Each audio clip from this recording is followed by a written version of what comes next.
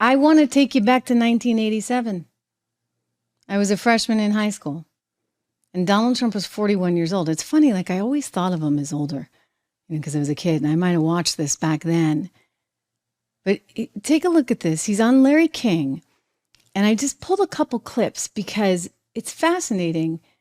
They try and say he's dumb. They try and discount him. But this is a man who has been on a mission forever, and that mission has not changed. Let's take it away, Larry King and Donald Trump.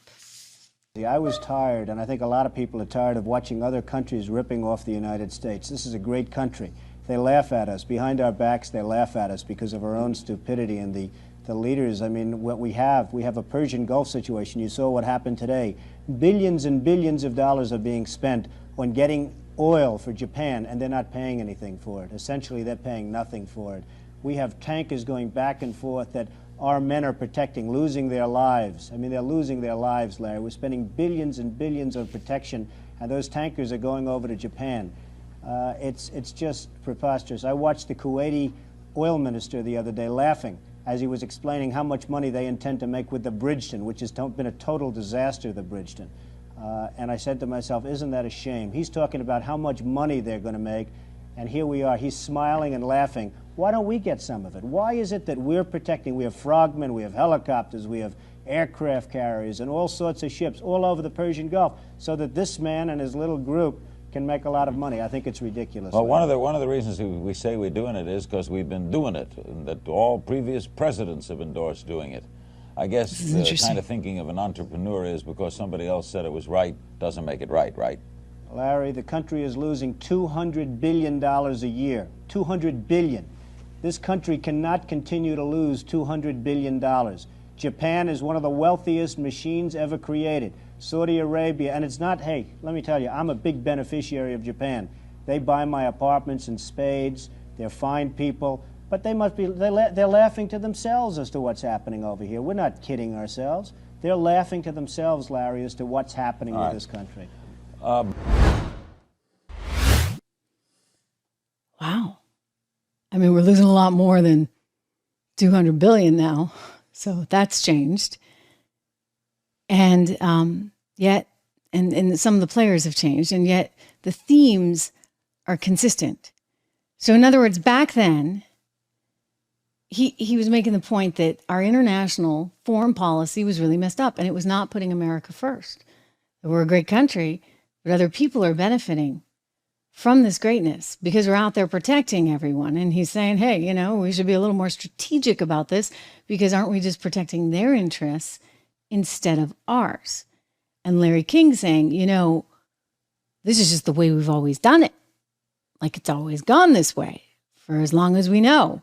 Maybe we need a fresh perspective. Maybe that's what somebody who's an entrepreneur, somebody in the business sphere brings to the table. Well, that's what Donald Trump did bring. But the government didn't want it. The establishment didn't want it because, you see, the establishment has a very established way of doing things. And when you start to rock the boat, forget about it. And, you know, you don't have shareholders that can vote your stock up and down. You just have everyday Americans that get to have a say every 4 years. But they're hanging on for dear life right now because things aren't good. Trump knew it back then. He knows it now. I think we have another clip I want to show you because this is important to understand. As much as they say, oh, he's just doing this for political reasons, this, that, and the other. No, he was singing the same tune back in 1987 at 41 years old. Watch. We say we're doing it is because we've been doing it, and that all previous presidents have endorsed doing it. I guess the kind of thinking of an entrepreneur is because somebody else said it was right doesn't make it right, right? Larry, the country is losing $200 billion a year. $200 billion. This country cannot continue to lose $200 billion. Japan is one of the wealthiest machines ever created. Saudi Arabia, and it's not, hey, let me tell you, I'm a big beneficiary of Japan. They buy my apartments in spades. They're fine people. But they must be, they're laughing to themselves as to what's happening over here. We're not kidding ourselves. They're laughing to themselves, Larry, as to what's happening with this country. But Donald, a lot of people feel the way you feel, and a lot of people maybe with as much money, or certainly some people with as much money feel the way you feel. Why did you go public? Because somebody had to, Larry. I watch it again, and it's a very important point.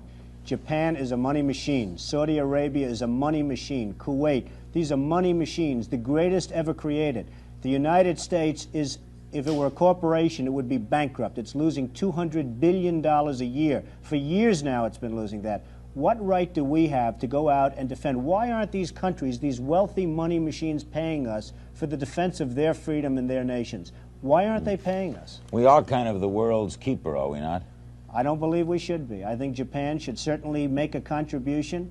Japan is one of the reasons they're so successful is they don't have to worry about defense, because why should they worry about defense when the United States will do it for nothing? I mean, it's crazy. Saudi Arabia, I mean, you saw what happened with Saudi Arabia. We're going through the Gulf. We have old-fashioned, obsolete minesweepers. We ask Saudi Arabia for the use of their minesweepers, which are the best made, the most modern, the best, and they say no.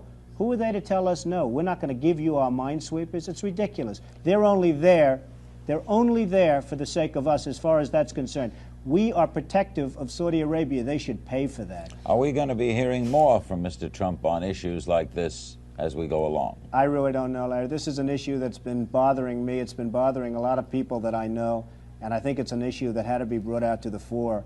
The concept of America financing and paying and losing lives for countries that won't even allow us to use their ships. And these are the countries that in 24 hours they'd be wiped off the face of the earth if it weren't for America. It's ridiculous. By the way, a couple of other things, then we'll take some calls for Donald Trump. Is it true that you're going to go to New Hampshire in October at the invitation of Mike Dunbar, who's heading a group called Draft Donald Trump?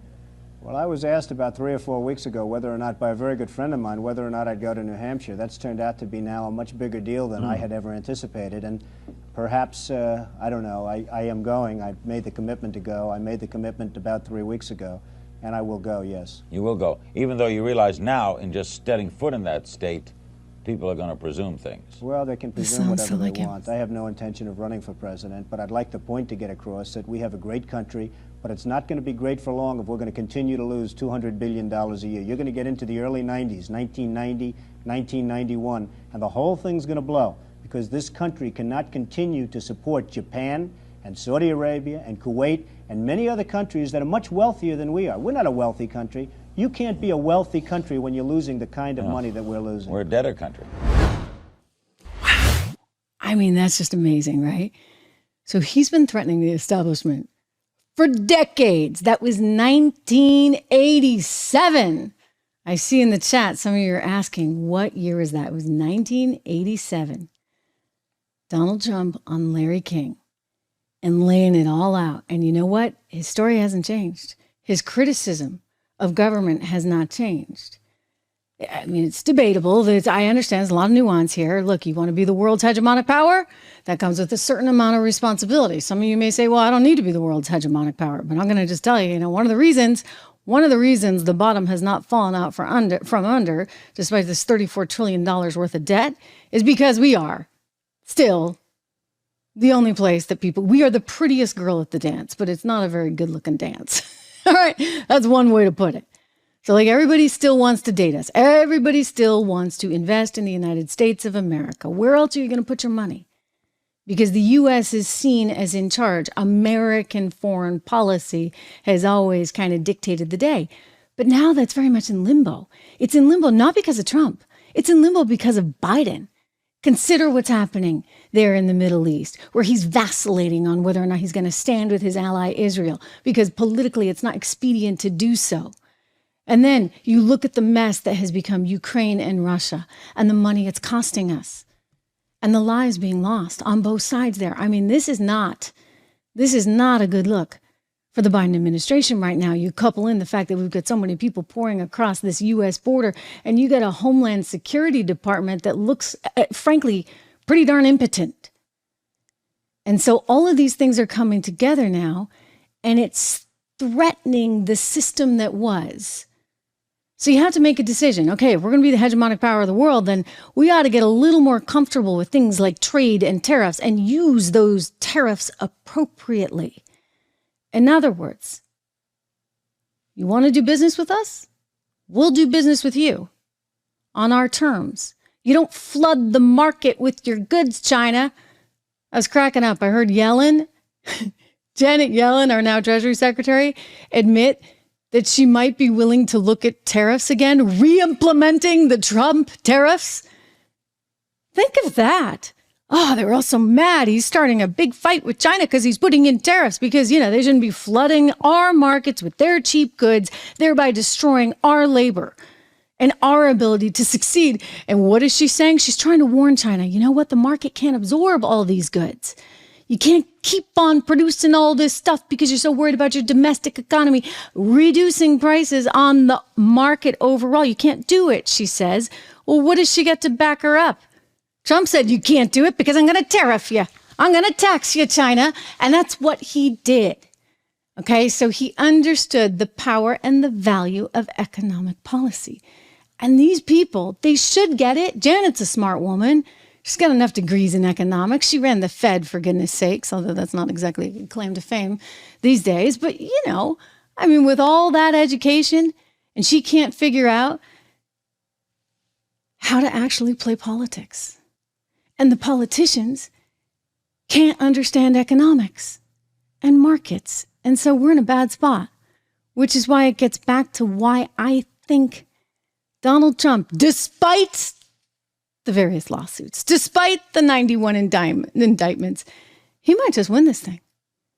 When you got the Michigan police union, the largest union for police officers in the United States of America, actually coming out and endorsing the guy with 4 criminal cases against him and 91 counts, that ought to tell you something.